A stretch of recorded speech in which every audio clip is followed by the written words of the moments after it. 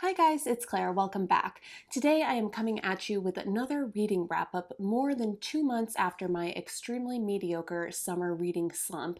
And I was gonna say that I was mostly getting back into the swing of things reading-wise this fall, but then, and here's a little life update for you, I was offered a job in New York at the very end of September and then basically had 3 weeks to pack up all my stuff in California, sell all of my furniture, say goodbye to all of my friends, and move across the country. So yeah, I've moved, I've started a new job, I'm on a new coast now in a new apartment. So it's been a pretty busy 6 weeks or so, but it's all been good. I haven't had a mental or emotional breakdown yet, and it's honestly just good to know that I'm a lot better at metabolizing stress now than when I was a college student. So, and yeah, for those of you who don't know, probably most of you, for my 9 to 5, I am a book publicist and had been working for a small firm out in the Bay Area for the past few years.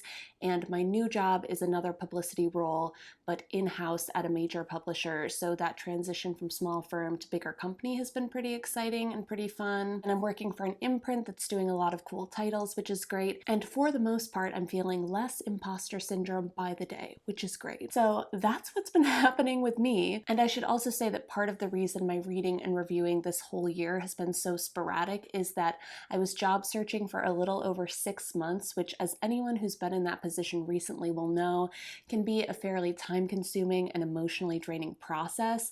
And publishing in particular is just a really tough industry, especially if you're not based in New York. So I'm really thrilled to have landed where I've landed and to not have to look at another cover letter for a very long time. And I'm hoping that as things get more and more settled work-wise and life-wise, I can maybe get back on my bullshit and back to uploading on a more regular basis. I don't know, I can't promise anything, but I'm hoping to kind of hunker down for winter and get back into more of a reading and booktube routine. So stay tuned for that. And in the meantime, let's talk about some of the books I have read recently, which means the books that I mostly read in September and I'm going to try to remember the details of now. And I thought I would go from least favorite to favorite this time, and there's really only one clunker in the bunch. So let's start things off there with joint Booker Prize winner, The Testaments by Margaret Atwood. I have to say I wasn't planning on reading this book, but then I read two absolutely glowing reviews of it from Gia Tolentino at The New Yorker and Michiko Kakutani at the New York Times Book Review, and I have to say I feel like I was led astray a little bit because this is not a good book. I read The Handmaid's Tale a few years ago, and I remember at the time I found so many of the ideas in that book so chilling and perceptive and instantly unforgettable, but I also found a lot of the characters and the narrator Offred in particular a little hard to penetrate, which I think was partly intentional but also quite frustrating as a reader. And because of that, I actually found the Hulu adaptation of The Handmaid's Tale, with its incredible performances, a lot more emotionally compelling and resonant than the book. Obviously, the longer that show has gone on, the more it has been rightly criticized for spinning out increasingly thin narrative threads. And ultimately, what's so disappointing about The Testaments is that it doesn't really offer a corrective to that. Instead, it just feels like a second, alternative version of a very mediocre and poorly plotted sequel to The Handmaid's Tale. The Testaments takes place about 15 years after the events of the first book and is comprised of the testimonies of 3 women. The first being Aunt Lydia, who appeared as a specter of maternal evil in the first book and who in this sequel has gained even more power in Gilead. The second central voice of this novel is that of Agnes, who is the daughter of Offred, who was seized from her and then raised in Gilead as the child of a commander and a wife. And the third is Daisy, also known as Baby Nicole, who is the younger daughter of Offred, who was born in Gilead and then smuggled over the border into Canada as an infant. And I have to say, this book starts out promising enough and initially feels like it's going to be this rich and fascinating expansion of the world that Margaret Atwood so memorably built in The Handmaid's Tale. But it soon becomes apparent that a lot of the new material and details in this book are just embroidery, and that none of it has any of the ideological or conceptual heft that made The Handmaid's Handmaid's Tale such an instant classic. And if anything, it often feels like The Testaments is hitting all of the same notes that were hit in The Handmaid's Tale, but with far less resonance. And then on a narrative level, the whole thing just feels like an extremely generic dystopian novel. Like, I was actually shocked by how unoriginal and uninspiring the storytelling here is. Things especially start to take a nosedive when Margaret Atwood starts to bring these three women's stories together, all too conveniently, I might add. And thereafter, all of the plot beats feel extremely unlikely, implausible, and predictable. I feel like you could sneeze 10 feet away from this plot and the whole thing would just collapse. And on top of that, I also had a hard time believing any of the character turns in this book.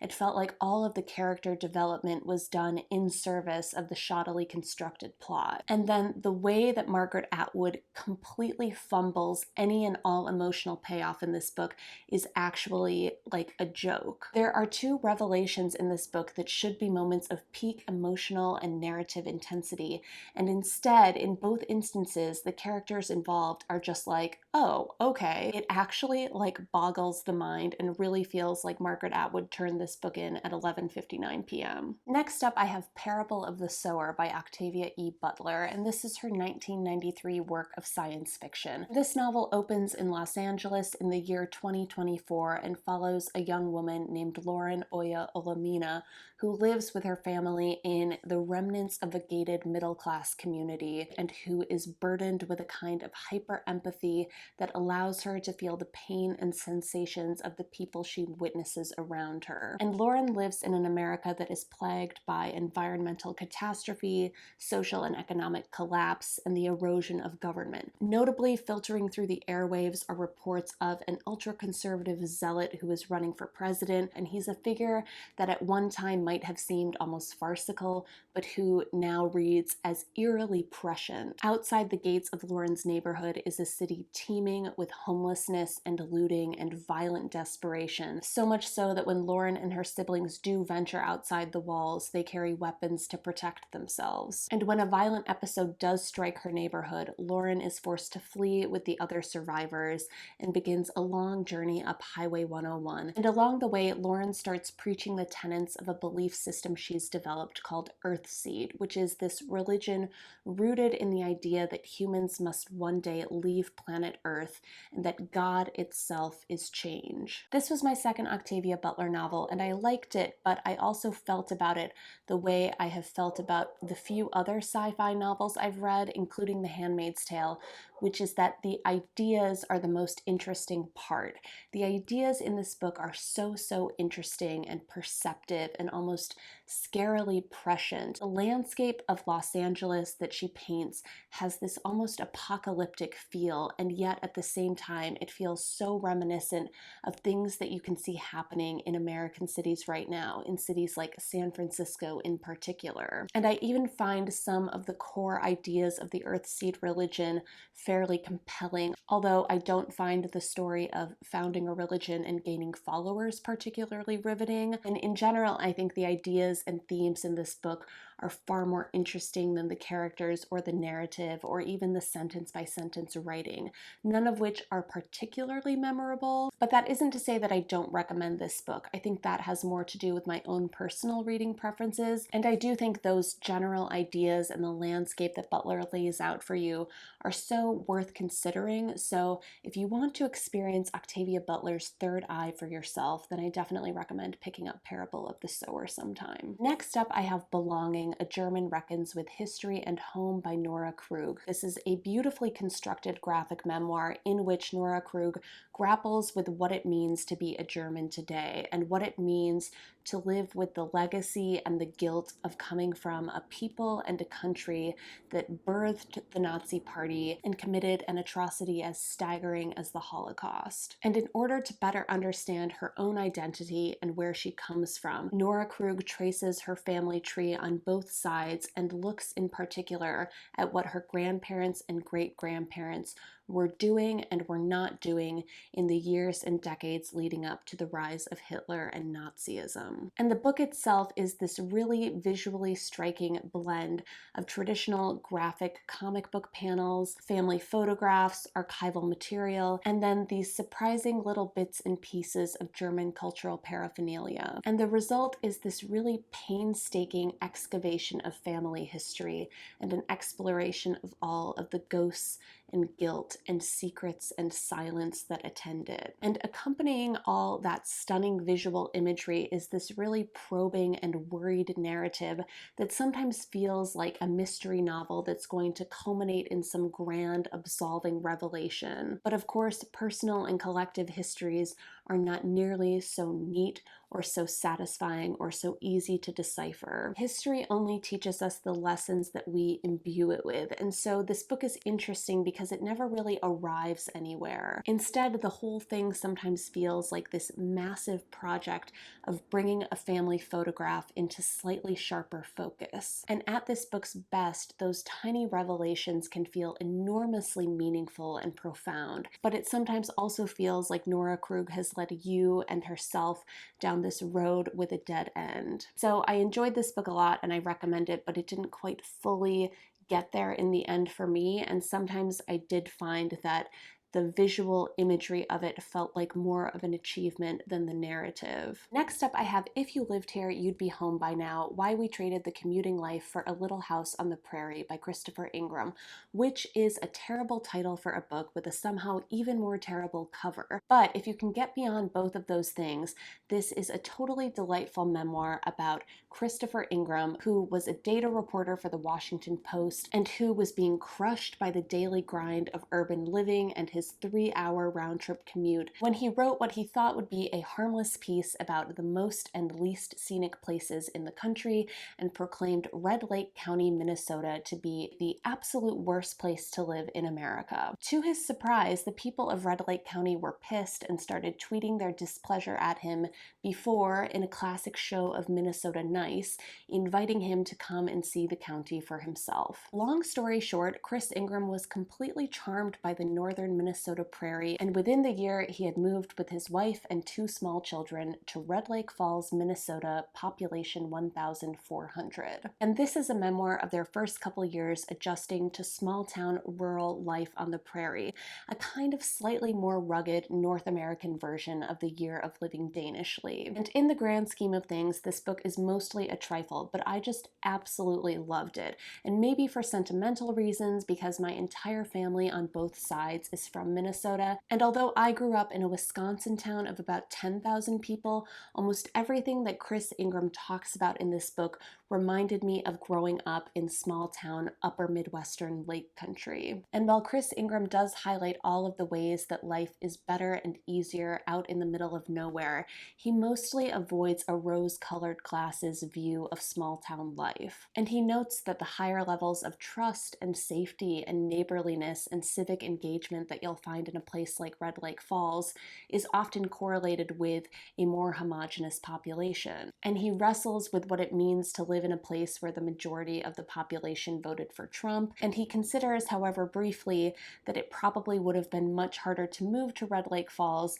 if he and his wife and his kids weren't white. But he also offers a compelling argument for why people should consider alternatives to big city living and all of the urban striving that comes with it. Regardless of where you live, I do think this is a really charming read, and I would be curious to hear about your experiences living in small towns or big cities or anywhere in between. And for whatever it's worth, I really do recommend the Upper Midwest. I think it's the crown jewel of the region, and I'm not biased at all. So, and lastly, I have my absolute favorite book of the fall, which was Red, White, and Royal Blue by Casey McQuiston, which is an absolute confection of a romance novel about Alex Claremont Diaz, the son of America's first female president, falling in love with Henry, the Prince of England. And I have to say, I was predisposed to like this novel, not only because I like romances, but also because the premise of this book really hit the same sweet spot as All American Girl by Meg Cabot, which was a favorite of mine back when I was a young reader in the early aughts. And what I loved about Red, White, and Royal Blue is that it just felt like the perfectly constructed rom-com. The premise of this book, while based in an alternate version of the real world,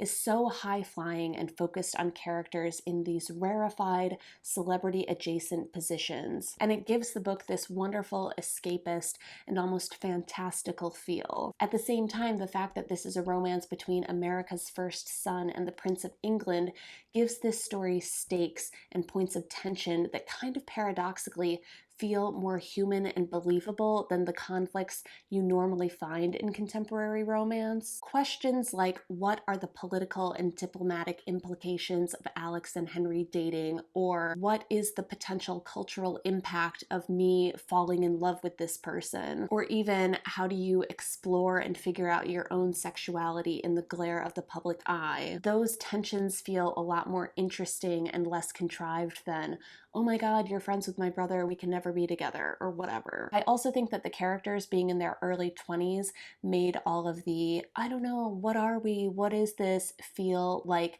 acceptably frustrating behavior. The other thing I loved about this book is that Alex Claremont Diaz just felt like a particularly charming and delightful protagonist. Like, I don't think I've encountered a rom-com lead this vibrant or memorable since maybe Bridget Jones.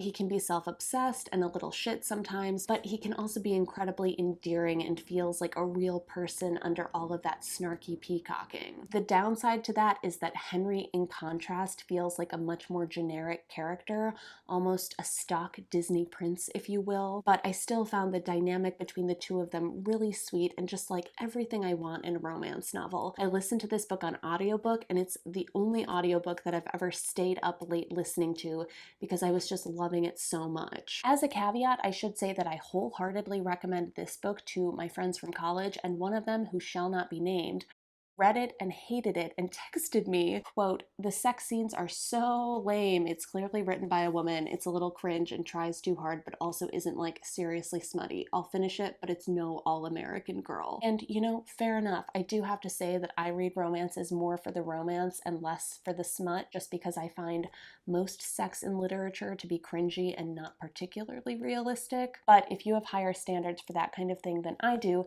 maybe bear that in mind before diving into this one, lest I be torched once again for giving a bad recommendation. Those are all the books I've been reading lately. I will hopefully be back at you sooner rather than later, but in the meantime, let me know if you have thoughts about any of those books or if you've been reading anything good lately. As always, thanks so much for watching, and I'll see you next time. Bye!